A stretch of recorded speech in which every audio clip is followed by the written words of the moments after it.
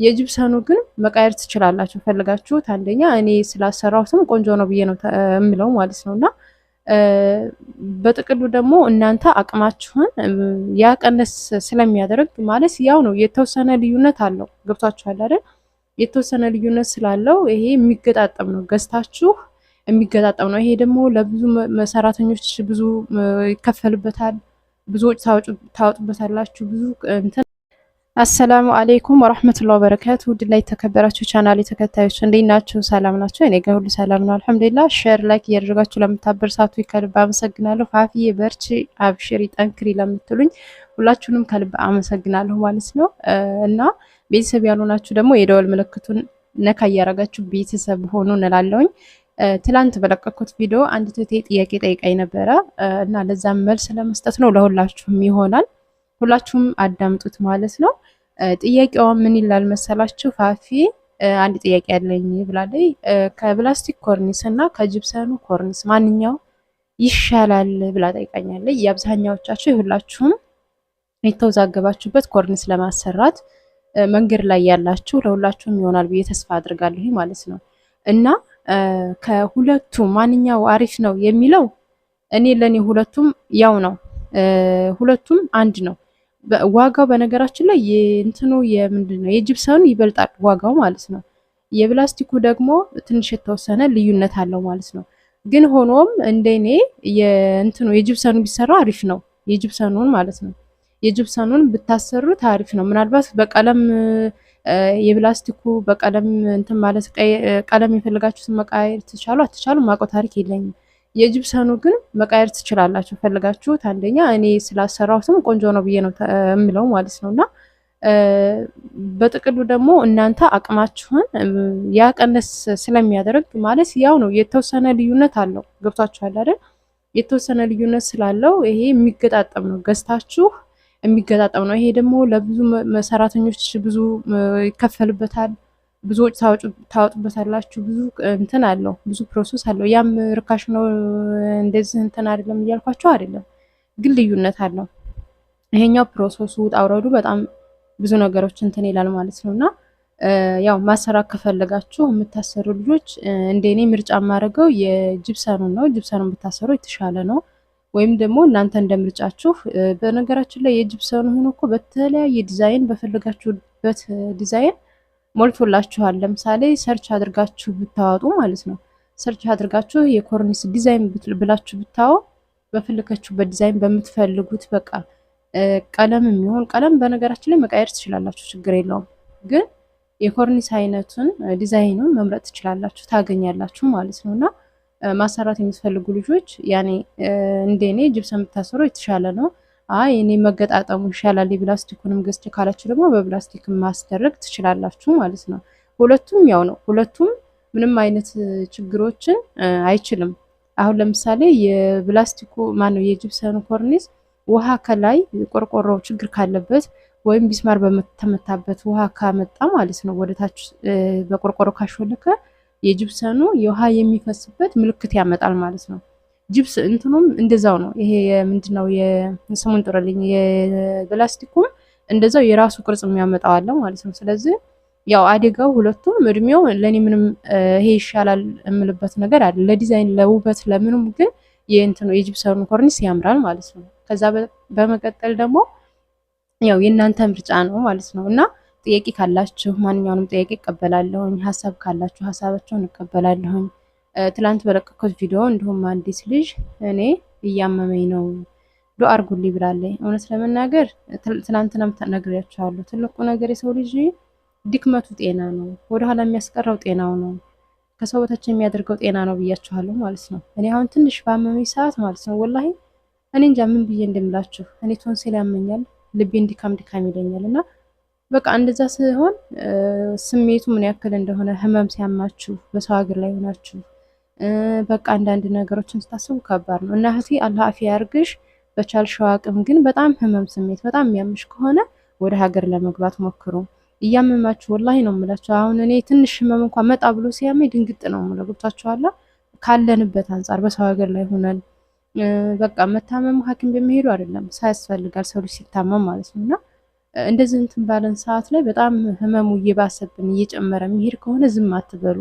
ሀገራችሁ ለመግባት ሞክሩ። ጤንነታችሁን ለመጠበቅ ሞክሩ። በእርግጥ እኮ ሁላችንም እንዲህ ብለን እንመክራለን እንጂ እኔም ለራሴ አሁን ህመም ስሜት እንኳን ሲሰማኝ አታዝህ እንኳን አሁን ወላሂ ከመጣሁኝ እኔ አሁን ልብ ድካም አለብኝ። ልቤን ዝም ብሎ እንትን ያደርገኛል ማለት ነውና ሰው ልጅ በእርግጥ ሙሉ ጤና ነኝ ማለት እኮ አይቻልም። እኔ በፊት የሚገርማችሁ ነገር አልሐምዱሊላህ አያመኝም እኔ ራሴን ምናምን እላለሁ። አገር ከገባሁኝ በኋላ እኔ ምን እንደሆነ አላቅም፣ በቃ ህመም ነው በጣም እንትን ያለኝ። እንደውም በፊት እኔ ኢትዮጵያ ከአገር ሳልወጣ በፊት ኩላሊት ያመኝ ነበር ወዶቼ።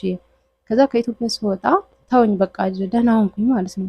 ከዛ አገር ስገባ መልሼ የሆነ የልብ ድካም እንደዚህ በቃ አንዳንድ ነገሮች መከሰት ጀመሩ ማለት ነውና ስለዚህ ራሳችንን እየጠበቅን ጤናችንን እየጠበቅን ነው እንትን ማለት ያለብን ማለት ነው። በቀላሉ አሁን ይቺ ሴትዮ በእርግጠኝ ሰዎቹ እነዚህ ያለባቸው ተፋታው ነው። ግን የእህል ውሃ ነገር የሚገርማችሁ ነገር አዳዲስ እቃ እንዳለ እቃዋ ሙሉ ሳየው ዛሬ ሳጸዳ ነበረ ያዋልኩት ማለት ነውና አጋጣሚ ሳየው እቃዋ ሁላ አዳዲስ ነው። ያልተፈታ እቃ ዝም ብሎ ታሽጎ የተቀመጠ እቃ አለ ማለት ነው።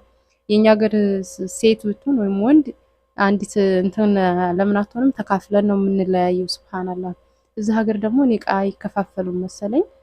እቃ ምንም አልወሰደችም። ያው ልጆቿም ስላሉ ይሁን አላሁ አለም። ልጅም ቢኖር በእርግጥ ያው ኢትዮጵያ ትዳር ታውቃላችሁ፣ አንዴ ከፈረሰ ምንም አይነት ንብረት ተከፋፍለን ነው የሚለያዩት ማለት ነውና ሳየው እቃ ሁላ ሞትም ቢሆን ያው ነው። በእርግጥ የሰው ልጅ ይሄንን እንትን ያልኩበት ሱብሃንአላህ እኖራለሁኝ ብላ ይሄን ሁላ እቃ ሰብስባው ታውቃላችሁ፣ አረቦች እንግዳ ሲመጣ ሰው ሲመጣ ይሄንን እቃ በቃ የሚወጣው ማለት ነውና አዳዲስ እቃ ዝም ብሎ ታሽጎ ተቀምጧል ስቶር ውስጥ ማለት ነው። ሱብሃንአላህ ሰውየው ራሱ ይሄ ምንድነው ይላል፣ አያውቅም ማለት ነው ያለውን እቃ እንኳን ማለት ነው። ይሄ ምንድነው አውጭ እስኪ ለየው ይለኛል ሳጸዳ ማለት ነውና ያቺ ሴትዮዋን እኖራለሁ ይሄን ሆናለሁ ብላ እንደዛ እንትን ስትል ያው ትዳራቸው ፈርሶ መሰለኝ ወደ 7 ዓመታችን 6 ዓመታችን እንደዛ ሆኗቸዋል አለ። ህፃኑ ልጅ ነበር አነስ ያለ ከተለያዩ ማለት ነውና የሰው ልጅ በህይወትም እያለ እንደዚህ ነው ልላችሁ ነው። እንኖራለን ብለን ነው የምናደርገው። በቃ ህይወታችንን እንቀጥላለን ብለን ነው የምናደርገው። ይሄ ምሳሌ የሰጠኋችሁ ሞትም ቢሆን ያው ነው የምናደርጋቸው ነገር እኛ ጥለነው ብንሄድም ያው ነው የምላችሁና በጣም ህመም ስሜት የሚሰማችሁ ከሆነ በጣም የሚያማችሁ ከሆነ ጊዜ አትስጡት። ወላሂ አሁን እኔ ደህና አሁንና ቶንሲል ነው በዛት እኔ ቶንሲል ነው የሚያጠቃኝ ልጆች። እኔ ቀዝቃዛ ነገር ስቻለሁ አልጠቀም፣ ግን በቃ ጭንቅንቅ ሲያደርገኝ እንደዛ ጨጓራም አለብኝ። ጨጓራ ደግሞ ታውቃላችሁ ሁሉም ሰው ጨጓራ ሲያመው ይለያያል ህመሙ። እኔ አሁን ጭንቅንቅ በቃ የሚገባበት ጭንቅ ነው የሚለኝ። ሱብሃንአላህ ወላሂ እንደዛ ሲሆን ለደቂቃ ነው እንደዛ የሚያደርገኝ፣ ግን ስሜቱ ምን ያክል እንደሆነ ከዚህ ባሰ ደግሞ የሚያማችሁ ከሆነ ሁልጊዜም ስትሰሩ እያመማችሁ ከሆነ የምትሰሩት ጤናችሁ ይቀደማል። መጀመሪያ ጤናችሁ ይቀደማል። እኔ እንደዚች ለሚያደርገኝ ወላሂ ነው የምላችሁ በቃ የምገባበት ነው የሚጨንቀኝ እና ስለዚህ ከባድ ነው። ከራስ በላይ ምንም የለም። እኔ ይሄን ምሳሌ ሰዎቹ ምሳሌ ሰጣችሁ። በቃ ሴትዮዋ አሁን እኖራለሁ ብላ ነበረ ልጆቿንም እያሳደገች ቃሰበስበ የነበረችው፣ ግን ይሄንንም ሳትጠቀምበት ጥላው ሄዳለች። የኛ ሀገር ሰው የኢትዮጵያ ባህል ቢሆን ተከፋፍለው እኔ እዚህ ሀገር አላውቅም ማለት እኔ ብዙ ጊዜ ሲከፋፈሉ አላይም አረቦች ማለት ነው።